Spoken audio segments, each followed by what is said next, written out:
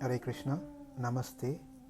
The question is, why is Lord Venkateshwara Balaji's eyes are covered with big, thick tilak, which is also called as Thiruman?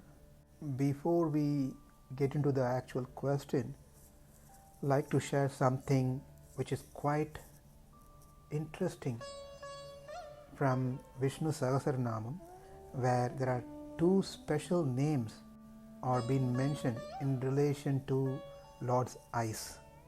This is Sloka 23. Gurur Gurutamo Dhama Satya Satya Parakramah Nimisho Nimishasragvi Vachaspatirudaradihi.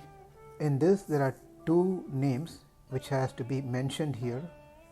One is Nimishaha and second one is Animishaha. Nimishaha means one whose eyes are kept closed. Animishaha means one whose eyes are kept open. How is this possible practically? If we have to close eyes, then it has to be kept closed. If we have kept our eyes open, then it has to be kept open. But doing both at the same time is practically impossible. One who has a skill of making two contrary happen at the same time, that particular quality is called Agita Katina Samatyam, a combination of half man, half lion, anger and love at the same time, being here and there at the same time. None of these are possible for a human. So these names Nimishaha, Animishaha is perfectly fit for Lord Krishna. Let's understand each of these names. Nimishaha means not necessarily is equal to the English term seconds. Nimisha is the time that it takes to blink our eyes. That is Nimisha. Here Nimishaha is one whose eyes are kept closed. The commentators on this particular name said the Lord's eyes are closed towards the enemies of his devotees. In other words, his graceful sight does not fall on those who are opposed to him or his devotees, more than him to his devotees. He may even change his mind and forgive those who oppose him, but not to those who oppose his devotees, offend his devotees. A classic example we can see from the life of Sripad Ramanujacharya. During the early educational stage of Ramanujacharya, he was learning the scriptures from Yadav Prakasha, who was an Advaiti. Advaiti means there is no second. There is only one absolute truth. Everything else is illusion and they are not real. That's a key philosophy, principal philosophy of Advaitam. On a particular day, Ramanujacharya was absent. He didn't go to the Gurukul. On that particular day, Yadav Prakasha was teaching a particular passage from Chandogya Upanishad. Tasya yata kapyasam pundarika-meva akshini. He was explaining the beauty of Lord's eyes. The term kapyasam he interpreted it as the natus of a monkey. That is, the Lord's eyes are like lotus, and the lotus color is that of monkey's back, the asana part, which is reddish in color. The class ended. The next day, Ramanujacharya came to the school and Yadav Prakasha told Ramanujacharya to do some massage on his head. And at the same time, Yadav Prakasha told the rest of the students to recap what was taught yesterday so that Ramanuja can also know what he missed. Under the Guru's instructions, the students shared what they learned from their Guru, specifically on this particular mantra, Tasya yata kapyasam pundarikam akshini. And as they were explaining the meaning of this statement, Yadava Prakasha was feeling some warm drops, waters, on his shoulder and thigh. He was wondering where this is coming from, and he turned around and saw it was Ramanujacharya, who was full of tears rolling down from the corners of his eyes.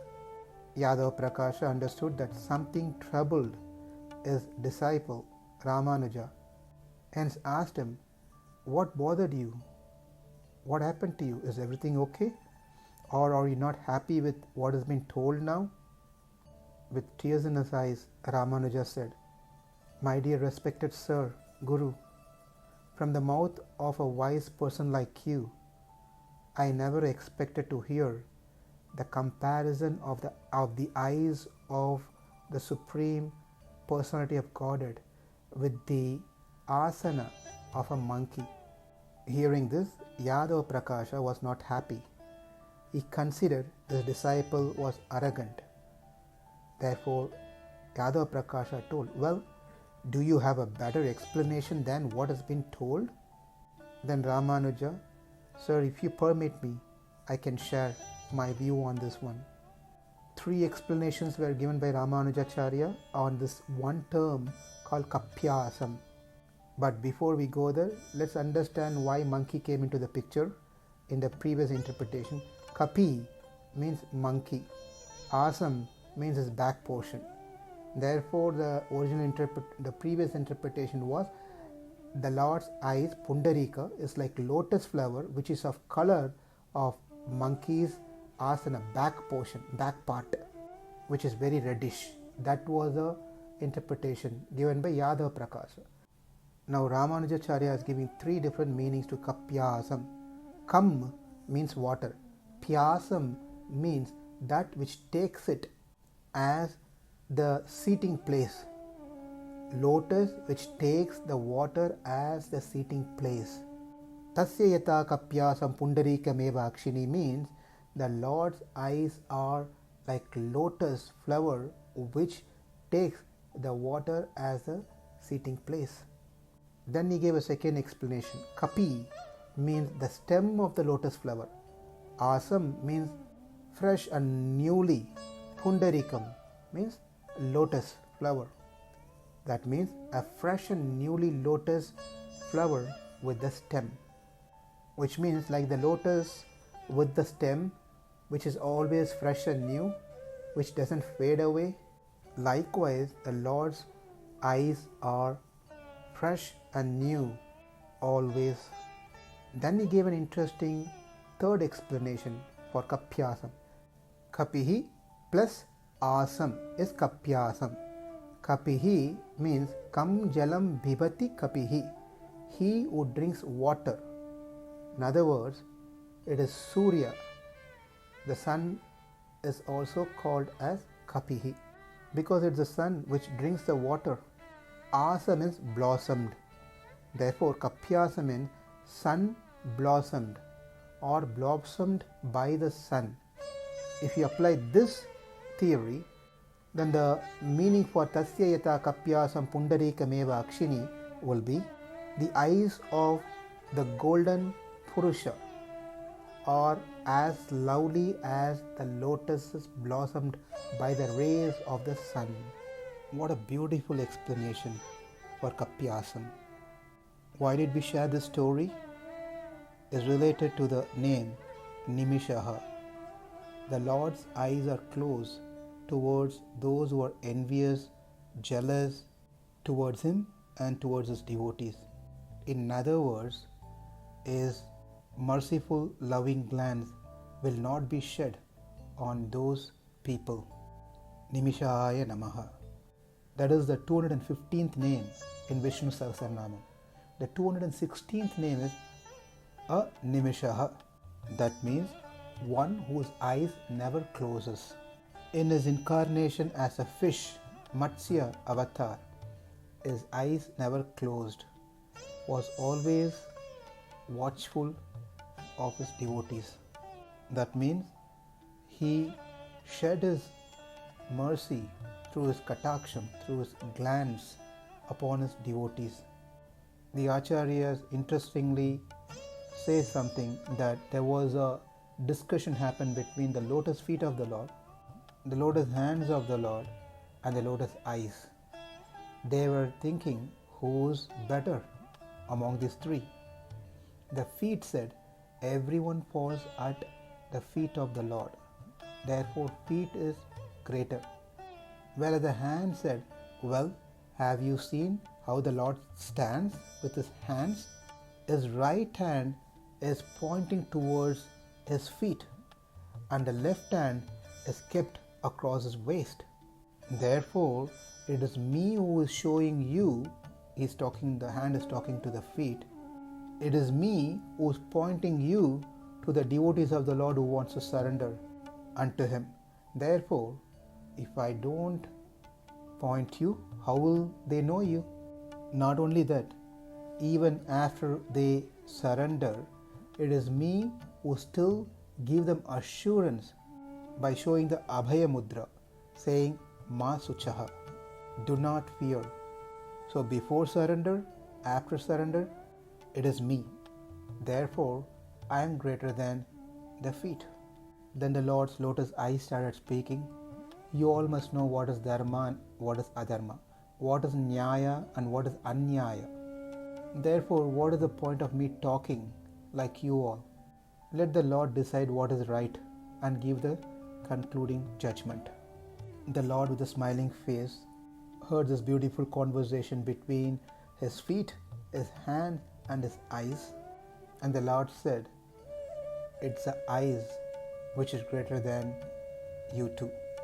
The Lord's lotus feet and lotus hands were surprised, and they wanted to know why.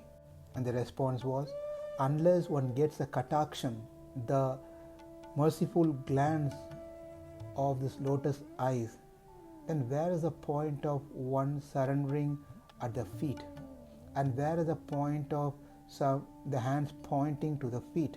It is by the glance of these lotus eyes one gets the grace of devotees, able to do service, surrender to a guru, able to practice devotion, able to hear.